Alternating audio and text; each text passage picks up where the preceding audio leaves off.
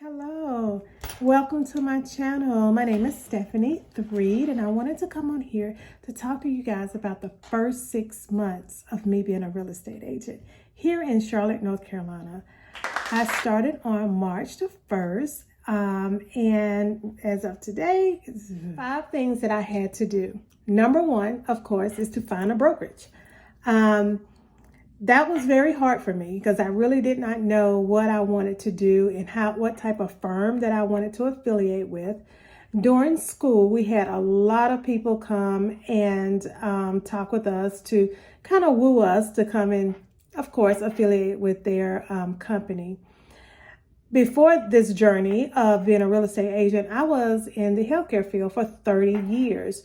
I knew that I wanted a brokerage that had a nice brand, that was well known in the community, that was pretty traditional. I feel like that I needed to learn the roots of being a real estate agent, not just going around showing people homes or just saying, oh, this is pretty, let's go over here and check this out. I really wanted to deep dive into the brokerage and what it can offer, what it offered me and what I can offer the firm.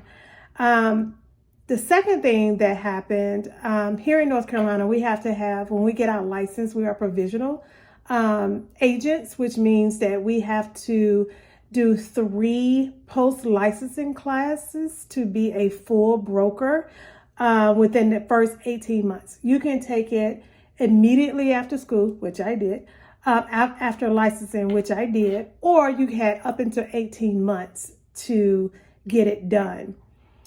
The third thing was understanding how to tell people that you're in a whole different field. Again, like I said earlier, I was in healthcare basically my entire adult life. So when people would see me or know of me or whatever, they affiliated me with healthcare. How do I get them to change that? How do I let them know that I've been trained, that I am ready to jump in feet first, and be able to grow my business? Because basically it's our business. We're 1099, I ain't gonna say employees because we're not employees, but we're 1099 earners. So that was another thing, how I was able to get people to understand what I was doing.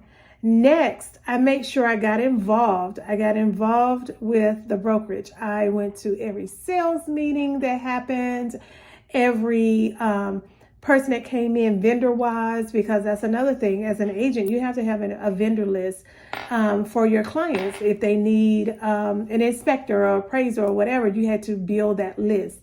And last, I set goals. I'm a goal person. I'm a list person. Every day I'm writing down a list of things that I have to do, when it needs to be completed. And it does not fall off that list until it's completed. It may go to the next day, but it will never fall off. So I really wanted to do a deep dive in those 5 areas, in which I did. And of course, the question that all new agents, including myself, is, do I do all this work or put in all this effort and don't get paid my first 6 months? Maybe.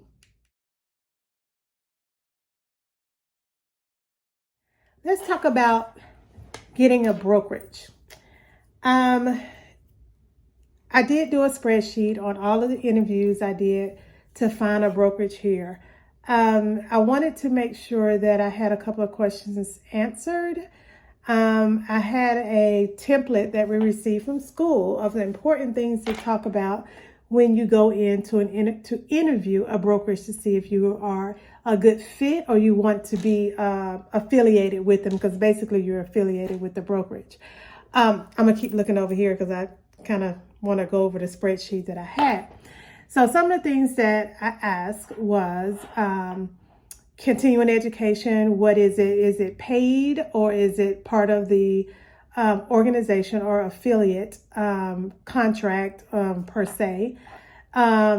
Any mentors or team leads or anything like that? Administrative support, meaning people who answer the phones, they greet your clients if you are or customers if they're not your clients yet.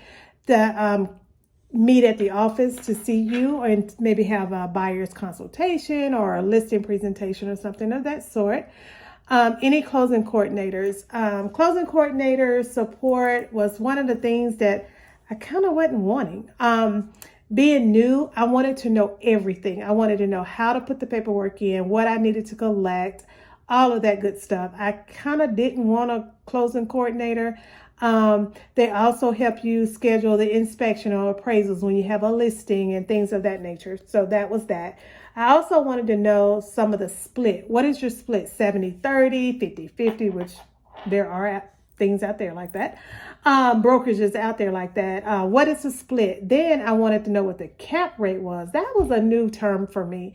That I was like, oh, what's that? I don't understand what that means. Any joining fees or any per transaction fees and that kind of thing. Remind you, all of the things when I talk about the split, the cap fee, the transaction fee, or anything like that has nothing to do with the monthly fees.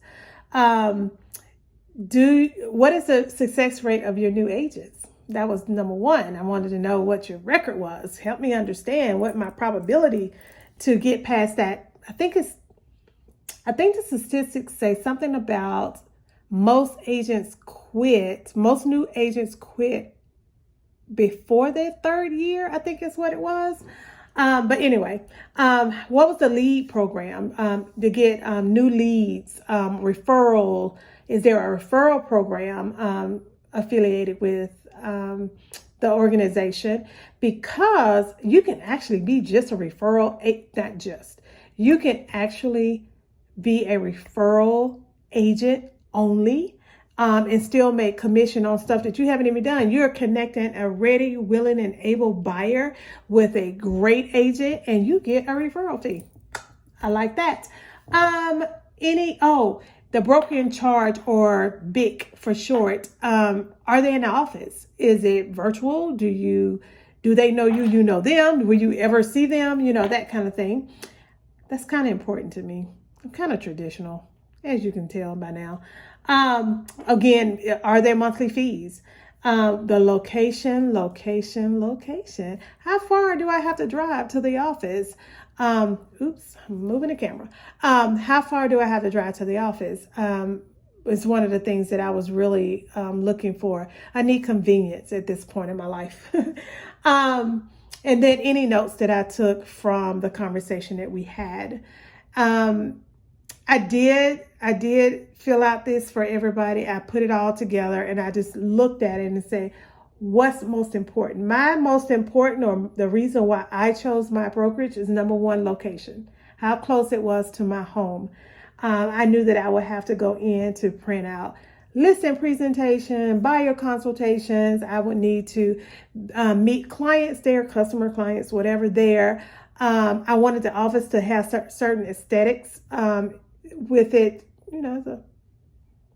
It's my office. I'm presenting to these customers before they're my clients, who I am, who I'm affiliated with, and that kind of thing. So that's what I did when some of the things that I considered when I was looking for a brokerage.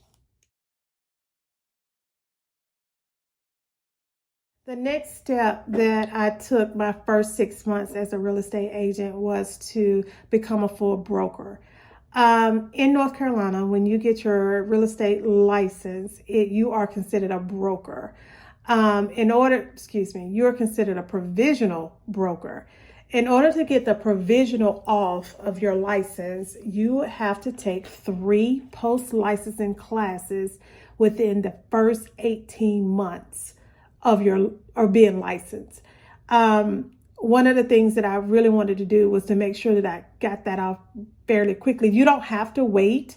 You don't even have to be affiliate with a brokerage in order to take the classes to get the provisional off of your license. Some brokerages prefer that you get that done before you affiliate with them. I just wanted to get it done because I had nothing else to do. I knew that I wanted to come in as polished as I could. So I went on and got those things done. My license, I passed the license in Actually, it was February, oh gosh, the 2nd, 2022. And I did it, oh, is it February the 22nd, 2022? It's some twos in there. I just can't remember what it is. I didn't affiliate with a brokerage until March 1st. So yes, I was able to go ahead and take those 3 classes, get those out the way. So I come in as a full broker wherever I chose to go. The next thing that I did, I wanted to, as I said previously, I was in the healthcare field for 30 years, which is pretty much all of my adult life. And everybody who knew me affiliated with me with healthcare. So I was like, how do I get to tell everyone that I have transitioned over to being a real estate agent? I was so excited. Okay, I'm going to intertwine real estate agent and broker, so bear with me. It's called SOI, and I'm thinking, what are y'all talking about when you're talking about an SOI? And SOI is your sphere of influence. I influence people? Okay. But anywho, the sphere of influence, how do I tell them? Mind you, the entire time that I was going through class and getting my license, I kind of post about it and just kind of told my immediate family, of course, what I was doing. But still, there were people that had no idea that I had left healthcare. When I put on my social media platform that I retired, everybody was like, wait, hold up, what, you too young to retire. Like, what is going on? I was like, I spent 20 years at one company. I'm retiring. It's over. COVID pretty much took me out of that. But anywho, to make sure that everything is on your social media platforms, your family that is not on social media know what you have done. Make sure that you keep repeating it too. So according to some statistics, you have to repeat yourself over and over again in order for people to really understand your transition or remember that you have transitioned.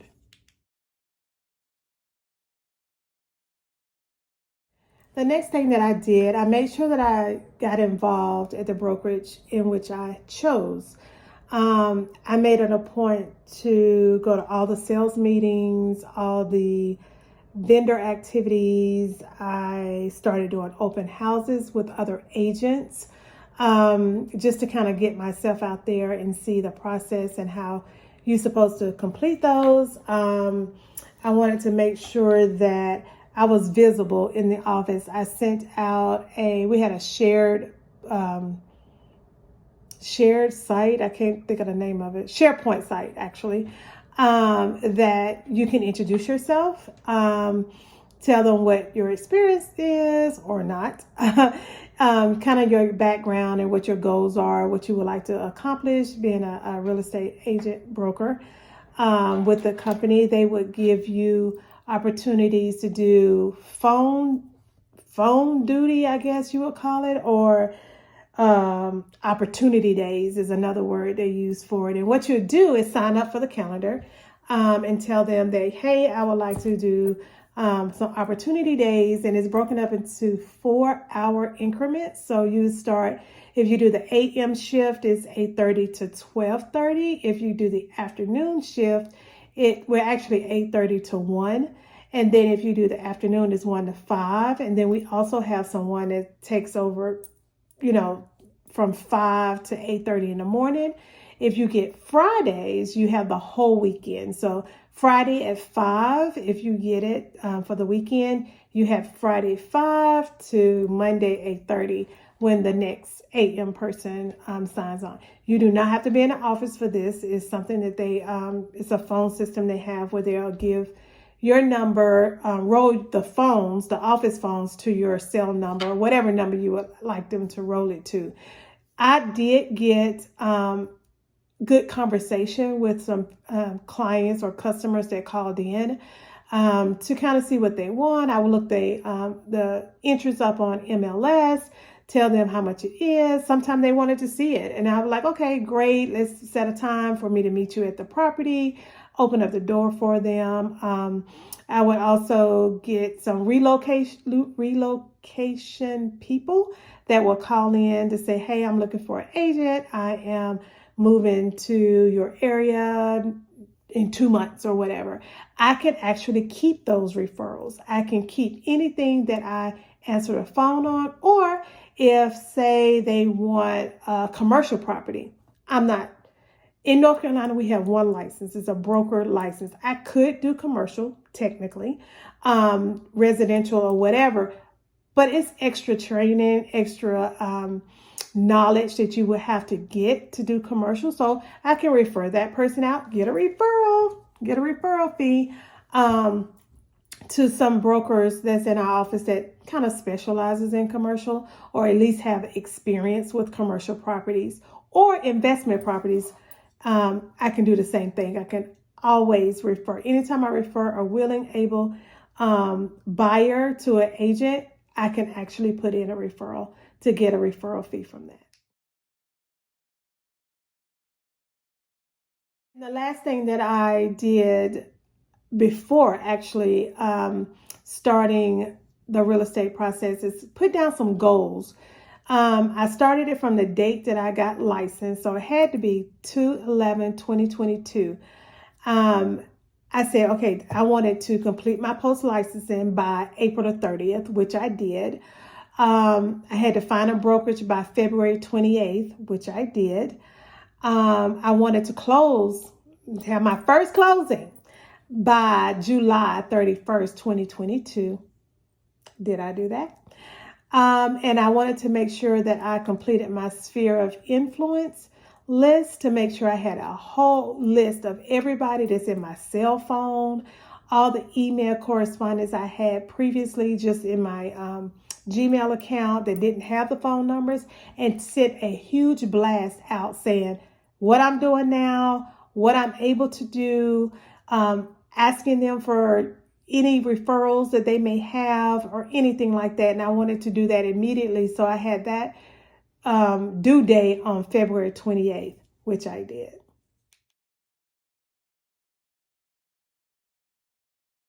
Did I make any money the first 6 months of me being a real estate agent? Yes, I did.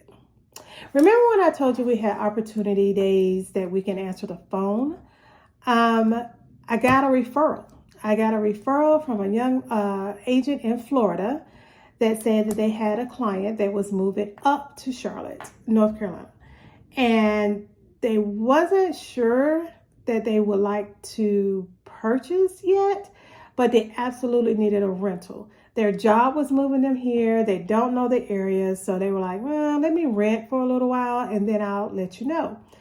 So I talked with my managing broker and he said, take it. He said, if you get someone that is willing to lease or rent right now, 9 times out of 10 and a half, they will eventually want to buy. If they job work out, if they like the area, if they like the locations.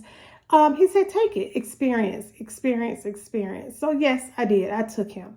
And he was such a pleasant person to work with. He came up, he told me what his budget was. Now with renters, you really can't pre-qualify them per se, but you can ask them, how do they think their credit is, what the going rate is for a type of lease they would like. He wanted an apartment. He did not an apartment. He wanted a condo. He did not want to do a house.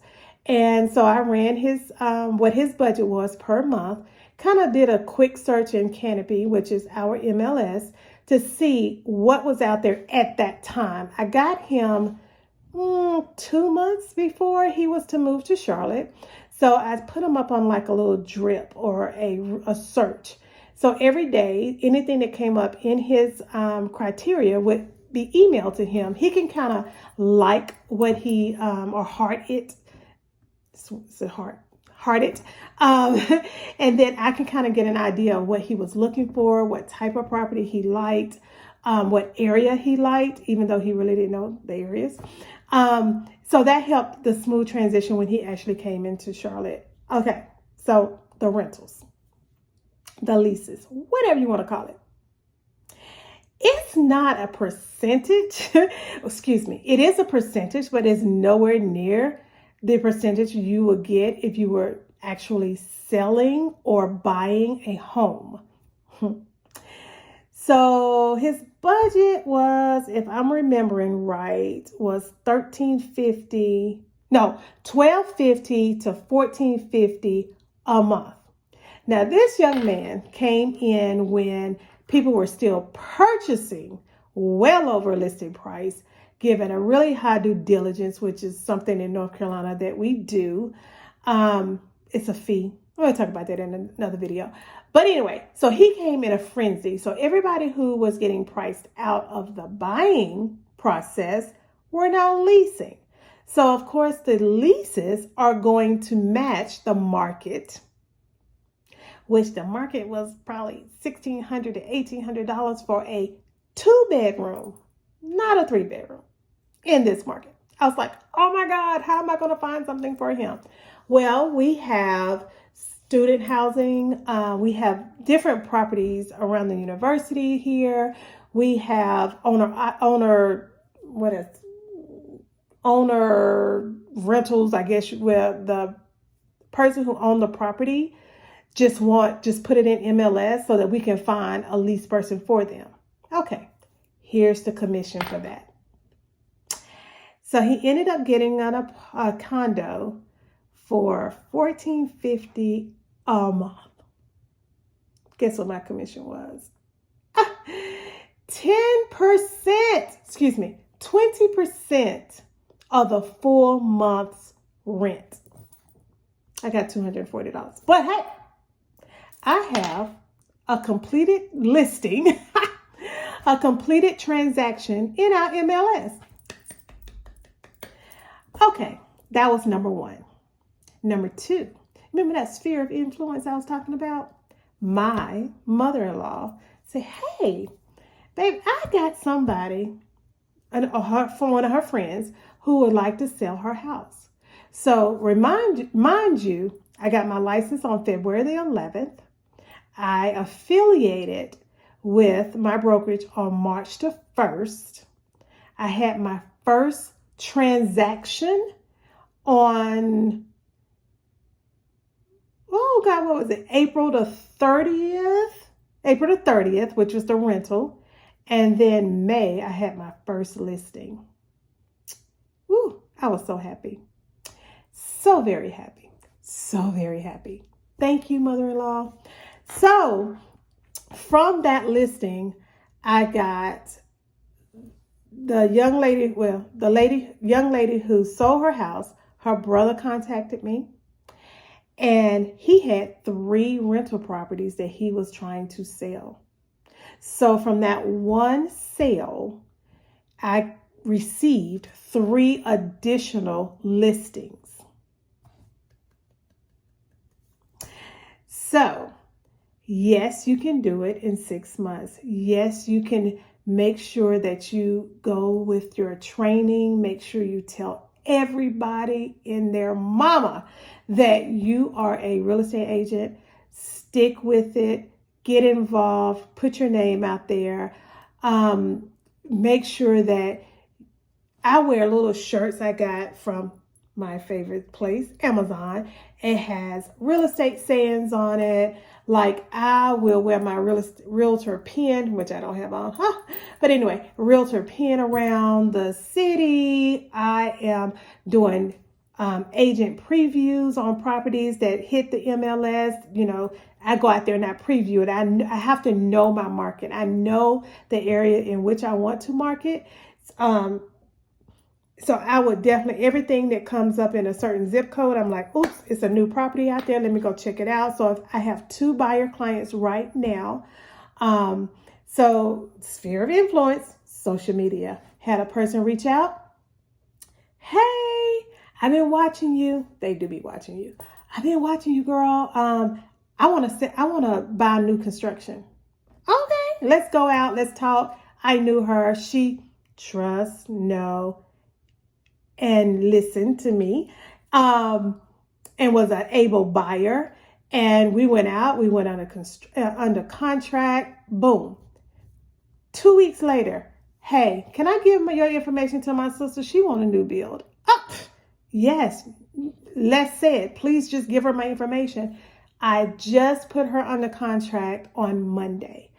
A new construction. So those are 2 sales. So if everything closes, my first 6 months, I have in the works. Let me turn around because my little board back here. I would have had a total close of 6 transactions. I'm not even counting the young man who has the 3 the 3 rental properties. I haven't even listed those yet. I go talk to him next week. So stay on it, stay posting, stay visible, answer questions, be a resource, be the helper, and you will get your business. I promise you, it will come.